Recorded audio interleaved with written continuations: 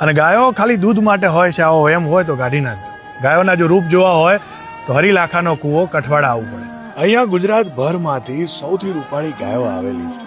એકને જોતા બીજી ભૂલો અને બીજીને જોતા પહેલી, એવી એકથી એક ચડિયાતી ગાયો અને નંદી મહારાજ આ મેળામાં પધાર્યા છે. અહીંયા ગુજરાતભરના સાધુ સંતો અને ભુવાજીઓ પણ આશીર્વાદ આપવા અર્થે પધાર્યા છે.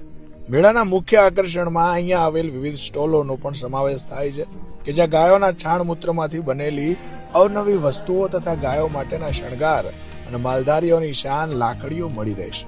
અહીંયા પેઢીઓથી જે લોકો ગાયો રાખે છે, જેમના બાપ દાદાની પુણ્યના પ્રતાપે આજે રજવાડું છે, એવા ભરતભાઈ કુવા જેવા ગાયોના શોખીન પણ આવેલા છે.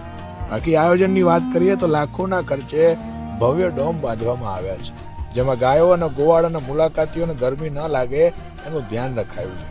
મસ્ત ગામડું પણ બનાવવામાં આવ્યું છે. નાના બાળકો નાના વાછરડા સાથે રમી શકે એવી વ્યવસ્થા કરાઈ છે. તો આપ સૌ જરૂરથી આવજો. મેળો 22/4 સુધી જ છે.